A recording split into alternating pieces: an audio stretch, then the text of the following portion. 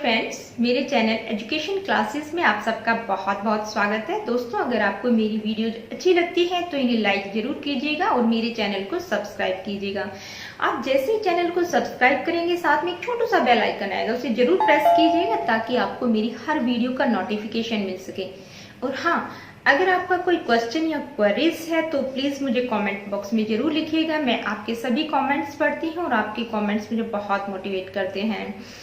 तो दोस्तों, ये जो चैनल है specially MA in education, B Ed और जेबीटी और बीटीसी क्लासेस के लिए है। इसके अलावा जो स्टूडेंट सीटेट, टेट और एजुकेशन में नेट का प्रिपरेशन कर रहे हैं उनके लिए भी बहुत ही हेल्पफुल होने वाला है, क्योंकि मैं एजुकेशन के हर टॉपिक को यहाँ पे कवर करूंगी।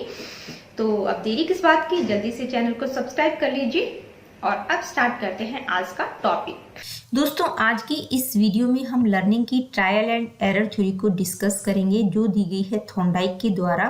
बहुत ही फेमस थ्योरी है लर्निंग की, और ये थ्योरी आती है बिहेवियरिज्म के अंतर्गत, ठीक है। और ट्रायल एंड एरर थ्योरी को हम हिंदी में प्रयास और त्रुटि सिद्धांत के नाम से जानते हैं। तो थॉर्नडाइक का पूरा नाम क्या था? एडवर्ड ली थॉर्नडाइक उनका पूरा नाम था। वो एक अमेरिकन साइकोलॉजिस्ट थे और एजुकेशन साइकोलॉजी के एक्सपर्ट थे। उनके द्वारा ये थ्योरी डेवलप की गई है। थॉर्नडाइक का जन्म विलियम्सबर्ग में 31 अगस्त 1874 में हुआ था। उनकी डेथ न्यूयॉर्क के मॉन्ट्रोस में 10 अगस्त 1949 में हो गई थी। उन्होंने अपनी स्टडी हार्वर्ड यूनिवर्सिटी से कंप्लीट की थी। इसके बाद उन्होंने कोलंबिया के टीचर कॉलेज में जेम्स मकीन कैटल के अंडर कुछ समय तक काम किया था। वहाँ उनका पैशन देखा गया था लर्निंग प्रोसेस, एजुकेशन और इंटेलिजेंस। देखिए, इंटेलिजेंस में भी उन्होंने काफ़ी काम किया है। इंटेलिजेंस की भी एक थॉर्नडाइक की थ्योरी है। तो इन तीन फील्ड में उनका पैशन था। और लगभग 24 की एज में 1898 में उनकी एक बुक पब्लिश हुई थी जिसका टाइटल था एनिमल इंटेलिजेंस। और एनिमल इंटेलिजेंस जो बुक है वो एक एक्सपेरिमेंटल स्टडी है जो animal association process in animals, यानी कि एनिमल्स में किस तरह से एसोसिएशन की प्रक्रिया होती है, उसके ऊपर आधारित है। अगर हम थॉर्नडाइक के प्रोफेशन की बात करें तो वो एक एजुकेटर और साइकोलॉजिस्ट थे। तो आइए देखते हैं जो एडवर्ड थॉर्नडाइक के द्वारा जो थ्योरी दी गई है वो क्या है, किस पर उन्होंने एक्सपेरिमेंट किया था, उसको एक बार डिटेल में समझते हैं।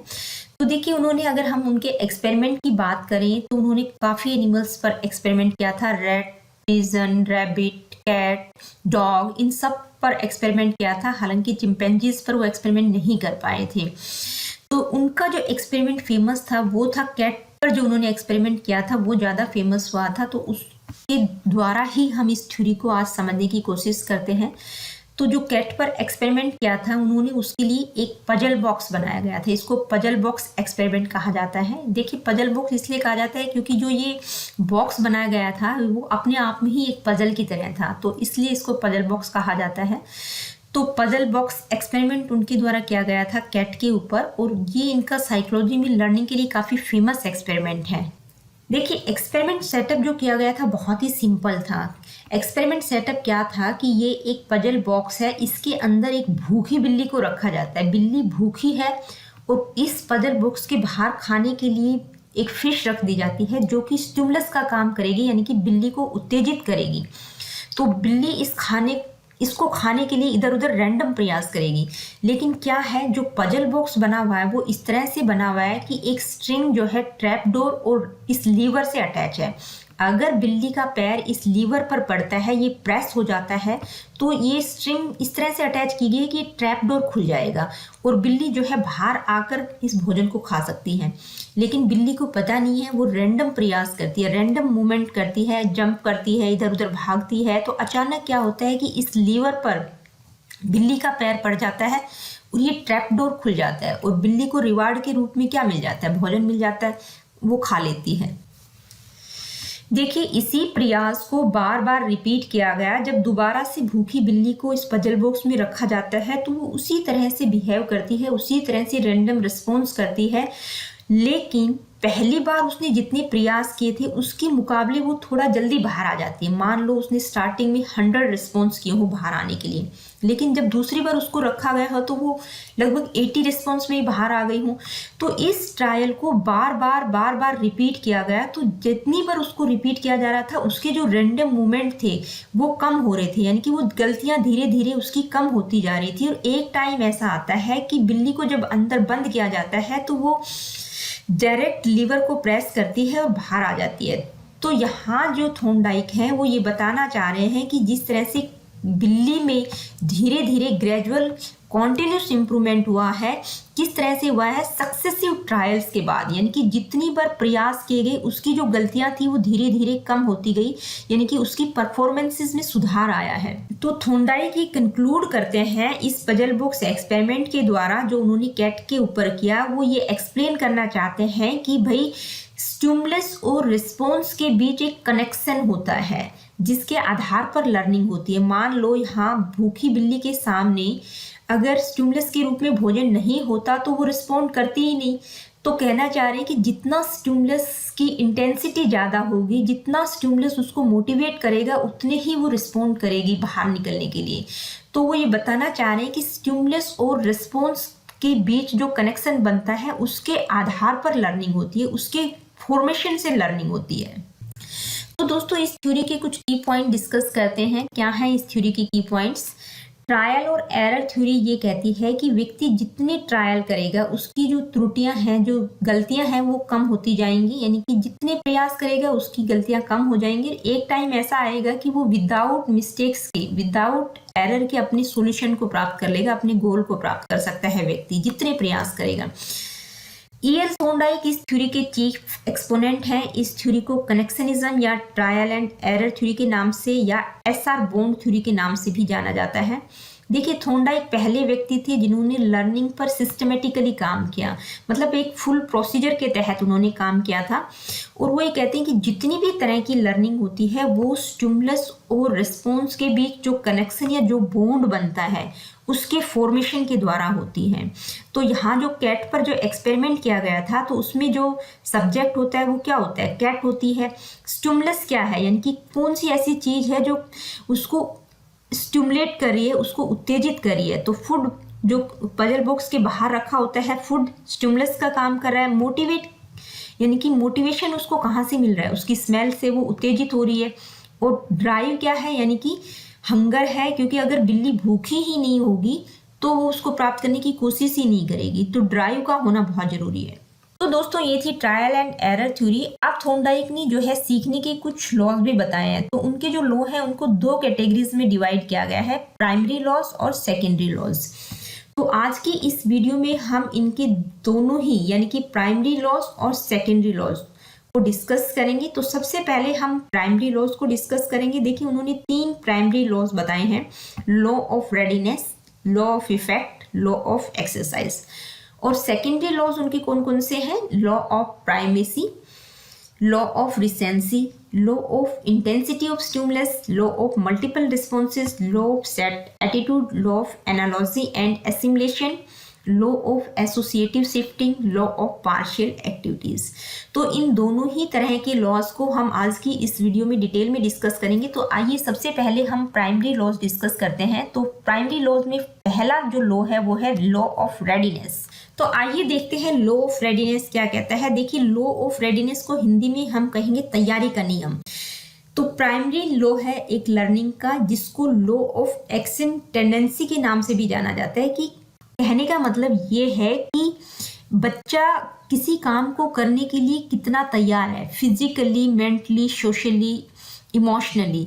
अगर बच्चा किसी काम को करने के लिए रेडी नहीं है, यानी कि उसने इस तरह का एटीट्यूड ही सेट नहीं किया है कि उस काम को करने के लिए वो प्रिपेयर्ड हो, तो वो उस काम को कर ही नहीं पाएगा। तो लर्निंग को हम ऑटोमेटिकली इंस्टॉल नहीं कर सकते जब तक कि बच्चा खुद तैयार ना हो, खुद प्रिपेयर ना हो सीखने के लिए। मान लो आपको टाइपिंग करना सीखना है, मैं अपना ही एग्जांपल बताती हूँ कि मेरे को टाइपिंग बिल्कुल नहीं आती, तो मेरे अंदर टाइपिंग को इंस्टॉल नहीं किया जा सकता जब तक मैं खुद उसको सीखने के लिए रेडी नहीं होंगी, बिल्कुल डेडिकेशन से उस पर काम नहीं करूँगी, उसको करने के लिए तैयार ही नहीं होंगी, तो टाइपिंग मुझे आ ही नहीं सकती। तो किसी भी काम को करने के लिए रेडी होना, प्रिपेयर होना बहुत जरूरी है, तभी उस काम को व्यक्ति सीख सकता है। तो लॉ ऑफ रेडीनेस ये कहता है कि अगर बच्चा किसी काम को करने के लिए प्रिपेयर है फिजिकली, मेंटली, इमोशनली, तभी वो अच्छे से किसी चीज को सीख सकता है, क्योंकि लर्निंग को ऑटोमेटिकली इंस्टॉल नहीं कर सकते। लर्निंग तभी बेहतर हो सकती है जब व्यक्ति खुद प्रिपेयर हो, रेडी हो किसी काम को करने के लिए। अब हम डिस्कस करते हैं नेक्स्ट लॉ। नेक्स्ट लॉ है लॉ ऑफ एक्सरसाइज, या हम इसको लॉ ऑफ प्रैक्टिस के नाम से भी जानते हैं, यानी कि अभ्यास का नियम। तो अभ्यास का नियम क्या कहता है कि व्यक्ति जितनी ड्रिल और प्रैक्टिस करेगा उतनी ही उसकी एफिशिएंसी इंक्रीज होती चली जाएगी, यानी कि practice makes the man perfect, एक कहावत भी है ना। और एक कबीर जी का दोहा भी है कि करत करत अभ्यास के जड़मती थोत सुजान, रसरी आवत जाते सिर पर परत निशान। तो जितना अभ्यास करेंगे उतनी ही एफिशिएंसी इंक्रीज होती चली जाएगी। अगर हम प्रैक्टिस नहीं करेंगे तो थॉर्नडाइक भी ये कहते हैं कि जो स्टिमुलस और रिस्पॉन्स के बीच जो कनेक्शन है, जो बॉन्ड है, वो भी कमजोर होता चला जाएगा अगर व्यक्ति प्रैक्टिस नहीं करेगा। तो इस लॉ को, लॉ ऑफ एक्सरसाइज को समझने के लिए इसको लॉ ऑफ यूज और लॉ ऑफ डिसयूज के नाम से भी जाना जाता है। तो लॉ ऑफ यूज का मतलब है with practice the connection is strengthened, यानी कि जितनी प्रैक्टिस करेंगी एसआर बॉन्ड उतना ही स्ट्रॉन्ग होगा। When the practice is discontinued connection is weakened. Law of disuse क्या कहता है कि जितनी प्रैक्टिस आप नहीं करेंगे, प्रैक्टिस को छोड़ देंगे, डिसकंटिन्यू कर देंगे, तो जो एसआर बॉन्ड है, यानी कि स्टिमुलस और रिस्पॉन्स के बीच जो बॉन्ड है, वो बहुत ही कमजोर होता चला जाएगा। मान लो कोई व्यक्ति फुटबॉल प्लेयर है, तो अगर वो उसकी प्रैक्टिस करेगा तो बहुत अच्छा बन सकता है, अगर प्रैक्टिस नहीं करेगा तो उसका गेम उतना ही कमजोर हो जाएगा। तो सब कुछ रेपिटेशन, एक्सरसाइज के ऊपर डिपेंड करता है कि जितना आप प्रैक्टिस, एक्सरसाइज करेंगे, किसी काम को करने का बार बार अभ्यास करेंगे, जैसे टाइप राइटिंग हो गया, सिंगिंग या मैथमेटिकल टेबल्स, कोई पोएम को मेमोराइज कर रहे हैं, उसकी अगर जितनी प्रैक्टिस करेंगे वो काम उतना ही अच्छा होगा, उतना ही वो यूज में रहेगा। आइए अब हम डिस्कस करते हैं law of effect. Law of effect क्या कहता है? देखिए, लॉ ऑफ इफेक्ट का मतलब होता है प्रभाव का नियम। प्रभाव का नियम कहता है कि किस तरह का प्रभाव हमारे ऊपर पड़ रहा है। अगर किसी काम को करने में हमें अच्छा लग रहा है तो उस काम को हम दोबारा से करना चाहेंगे। अगर किसी काम को करके हमें अच्छा नहीं लग रहा तो उस काम से हम बचने की कोशिश करेंगे। तो ये जो लॉ है ये दो चीजों पर आधारित होता है, एक है पॉजिटिव रीइंफोर्समेंट और दूसरा है नेगेटिव रीइंफोर्समेंट। मान लीजिए हम किसी के घर जाते हैं और वहां जाकर हमें बहुत अच्छा लगता है, सामने वाला हमारे साथ बहुत अच्छा बिहेव करता है, तो हम वहाँ बार बार जाना चाहेंगे। वहाँ से हमें पॉजिटिव रीइंफोर्समेंट मिल रहा है, यानी कि वहाँ हमें अच्छा लग रहा है, वहाँ हमें एक तरह से पॉजिटिव रीइंफोर्समेंट एक तरह से रिवॉर्ड का काम करता है कि हम उस चीज को बार बार करने के लिए रेडी रहेंगे। दूसरा है नेगेटिव रीइंफोर्समेंट। देखिए, हम किसी रिश्तेदार के घर गए, उसने हमारे साथ अच्छा बिहेव नहीं किया, तो लाइफ में हम दोबारा कभी उसके घर नहीं जाना चाहेंगे। ठीक है, एक तरह से पनिशमेंट का काम कर रहा है। तो दोनों एक दूसरे के अपोजिट हैं, यानी कि अगर हमें अच्छा लगता है, हमारे ऊपर अच्छा इफेक्ट होता है तो हम उस काम को करना चाहेंगे, अगर हमारे ऊपर नेगेटिव इफेक्ट पड़ता है तो हम उस काम से बचने की कोशिश करेंगे। तो दोस्तों, ये थे 3 प्राइमरी लॉज ऑफ लर्निंग जो दिए गए हैं थॉर्नडाइक के द्वारा।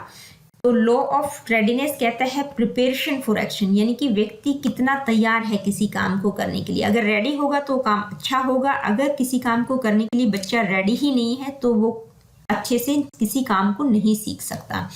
लॉ ऑफ इफेक्ट यानी कि प्रभाव का नियम कहता है कि किस तरह का प्रभाव हमारे ऊपर पड़ता है। अगर अच्छा पड़ता है तो वो रिवॉर्ड का काम करता है, अगर नेगेटिव पड़ता है तो पनिशमेंट का काम करता है। नेक्स्ट है लॉ ऑफ एक्सरसाइज, यानी कि व्यक्ति जितनी प्रैक्टिस करेगा वो काम उतना ही अच्छा होगा, अगर प्रैक्टिस नहीं करेगा तो जो एसआर बॉन्ड है वो उतना ही कमजोर होता चला जाएगा। यानी कि law of use strengthen connection और law of disuse weaken connection, यानी कि जो एसआर बॉन्ड है वो उतना ही कमजोर हो जाएगा अगर किसी काम को नहीं करेगा, किसी काम की प्रैक्टिस नहीं करेगा। और अगर वो करता है प्रैक्टिस तो उतना ही एसआर बॉन्ड यानी कि स्टिमुलस और रिस्पॉन्स के बीच जो कनेक्शन है वो उतना ही स्ट्रेंथन होगा।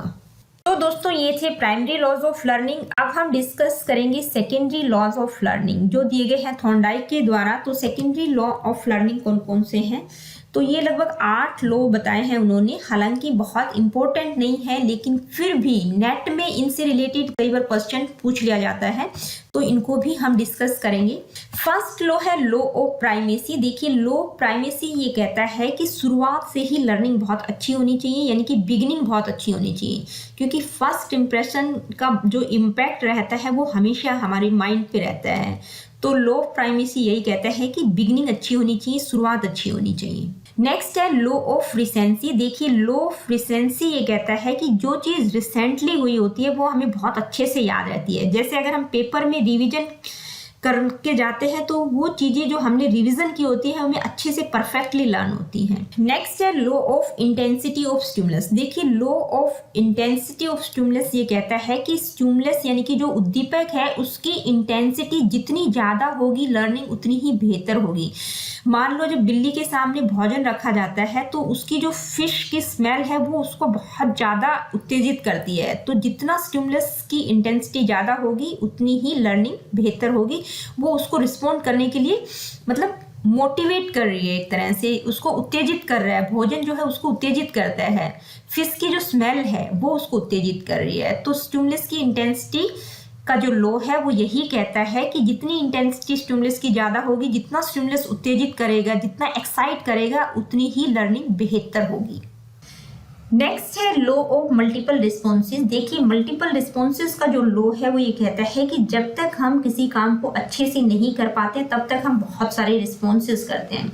जैसे बिल्ली ने भी क्या किया, जब तक वो रिस्पॉन्स करती रही जब तक कि वो उस ट्रैप डोर से बाहर नहीं आ गई और उसने खाना नहीं खा लिया। तो व्यक्ति किसी चीज़ को पाने के लिए मल्टीपल रिस्पॉन्सेज करता है। जैसे किसी को कोई एग्जाम क्वालिफाई करना है और उसके लिए वो बहुत नेसेसरी है तो उसके लिए वो बार बार प्रयास करेगा, जब तक वो हो नहीं जाएगा तब तक वो प्रयास करता रहेगा।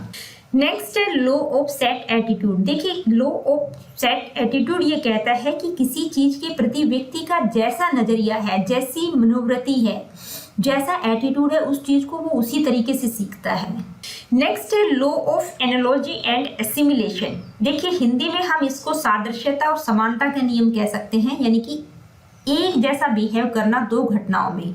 मान लो कोई एक घटना पहले घटी और वैसे ही दूसरी घटना हमारे जीवन में घट जाती है, तो जैसा बिहेवियर, जिस तरह के रिस्पॉन्स हमने पहले किए थे पहली घटना के टाइम, उसी तरह के रिस्पॉन्स हम दोबारा देने की कोशिश करते हैं, क्योंकि दोनों घटनाएं एक दूसरे से मिलती जुलती हैं। नेक्स्ट है लॉ ऑफ एसोसिएटिव शिफ्टिंग। देखिए लॉ ऑफ एसोसिएटिव शिफ्टिंग ये कहता है कि मान लो कोई स्टिमुलस और रिस्पॉन्स की कंडीशनिंग हो गई है, यानी कि किसी स्टिमुलस के प्रति कुछ रिस्पॉन्ड आ रहा है, तो उस स्टिमुलस की जगह अगर हम कोई दूसरा स्टिमुलस रख देते हैं, उसको रिप्लेस कर देते हैं, तो भी उसी प्रकार की कंडीशनिंग होगी, उसी प्रकार के रिस्पॉन्स आएंगे। ये एक तरह से पैवलोव की जो कंडीशनिंग थ्योरी है उसका एग्जाम्पल हम यहाँ ले सकते हैं। जैसे पैवलोव क्या करते हैं, जैसे डॉग होता है उसके सामने फूड रखा जाता है तो जैसे ही उसके मुंह से लार टपकता है, फूड को देखते ही लार टपकता है, लेकिन फिर फूड को किससे एसोसिएट कर दिया जाता है, बैल, फूड के साथ बैल बजाई जाती है। तो काफ़ी बार ये एक्सपेरिमेंट जब किया जाता है तो एक टाइम ऐसा आता है कि उसको फूड ना देकर सिर्फ बैल जब बजती है तो भी उसके मुंह से लार टपकती है, यानी कि फूड को रिप्लेस किससे कर दिया, बैल से, यानी कि एक स्टिमुलस की जगह हमने दूसरा स्टिमुलस एसोसिएट कर दिया है, तो भी उसी प्रकार की रिस्पॉन्स आती हैं। यानी कि कहने का मतलब है कि एक स्टिमुलस को हम एसोसिएट कर सकते हैं दूसरे स्टिमुलस से। नेक्स्ट है लॉ ऑफ पार्शियल एक्टिविटी। देखिए थॉर्नडाइक कहते हैं कि बच्चे को कभी भी किसी भी चीज़ को एज ए होल नहीं समझाना चाहिए। एक तरह से ये लर्निंग की जो इनसाइड थ्योरी है उसकी बिल्कुल अपोजिट है। इनसाइड थ्योरी ऑफ लर्निंग ये कहती है कि किसी भी चीज़ को समग्र तौर पर देखना चाहिए, एज ए होल देखना चाहिए, लेकिन थॉर्नडाइक ये कहते हैं कि बच्चे को कोई भी एक्टिविटी कराई जाती है तो वो पार्शियली करवाई जानी चाहिए, यानी कि टुकड़ों में थोड़ा पोर्शन करके उसको सिखाना चाहिए, तभी लर्निंग बेहतर होती है।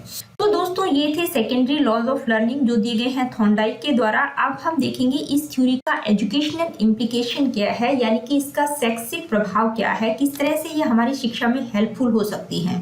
देखिए इस थ्योरी के अकॉर्डिंग किसी भी काम को हमें इजी टू डिफिकल्ट करना चाहिए, यानी कि किसी भी काम का पहले हमें इजियर एस्पेक्ट देखना चाहिए, फिर उसकी डिफिकल्ट साइड की तरफ बढ़ना चाहिए।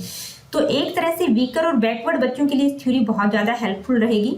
नेक्स्ट है देखिए कुछ छोटे जो बच्चे होते हैं उनमें कुछ स्किल्स का डेवलपमेंट ट्रायल और एरर मेथड के द्वारा करवाया जाता है, जैसे सिट, स्टैंड, वॉक, रन। तो इस तरह की जो स्किल्स हैं उनका डेवलपमेंट बच्चों में किया जा सकता है। और साथ ही बच्चों की जो छोटे बच्चे होते हैं उनकी जो राइटिंग स्किल्स बहुत अच्छी नहीं होती, तो उसको भी रेक्टिफाई किया जा सकता है बार बार ट्रायल एंड एरर के मेथड के द्वारा, यानी कि बार बार उनको प्रैक्टिस करवाई जाती है ताकि उनकी गलतियां कम से कम हों।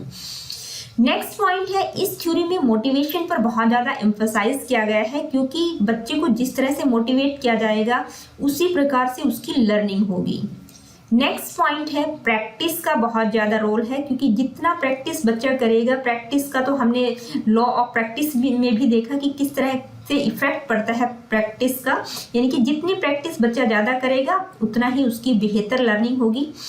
नेक्स्ट पॉइंट है, habits are formed as a result of repetition. कुछ हैबिट्स का फॉर्मेशन रेपिटेशन के द्वारा होता है, यानी कि जितनी रिपीट करेंगे उतनी ही कुछ जो अच्छी आदतें हम सीखना चाहते हैं तो हैबिट फॉर्मेशन के लिए बहुत ज़रूरी है। तो रेपिटेशन पर इस थ्योरी में फोकस किया गया है, यानी कि रिपीट किसी चीज़ को जितना करेंगे उतना ही वो बेहतर होती चली जाएगी। नेक्स्ट पॉइंट है, रिवॉर्ड्स एंड पनिशमेंट। देखिए, रिवॉर्ड और पनिशमेंट पर बहुत ज़्यादा फोकस किया गया है इस थ्योरी में, और रिवॉर्ड और पनिशमेंट के द्वारा बच्चे की लर्निंग भी होती है। मान लो कोई टीचर है, अगर बच्चे को प्रोत्साहित करती है, उसको पॉजिटिव रिइंफोर्समेंट मिलता है, तो वो एक तरह से रिवॉर्ड का काम करता है। अगर बच्चे को बार बार क्रिटिसाइज किया जाता है, उसको पनिशमेंट दिया जाता है, तो वो एक तरह से उस चीज़ का बहुत नेगेटिव इम्पैक्ट बच्चे पर आता है और उसकी लर्निंग पर भी इफेक्ट पड़ता है। तो रिवॉर्ड और पनिशमेंट पर फोकस किया गया है। देखिए, इस थ्योरी के द्वारा जो टीचर है वो बच्चों में नेगेटिव इमोशंस को भी कंट्रोल कर सकती है। जैसे बच्चे को बार बार गुस्सा आता है, किसी से घृणा करता है, किसी से द्वेष करता है, तो बार बार बच्चे को अगर प्रैक्टिस करवाई जाती है ट्रायल एंड एरर मेथड के द्वारा, उसके जो नेगेटिव इमोशंस हैं वो भी धीरे धीरे कम हो जाते हैं, वो कंट्रोल करना सीखता है।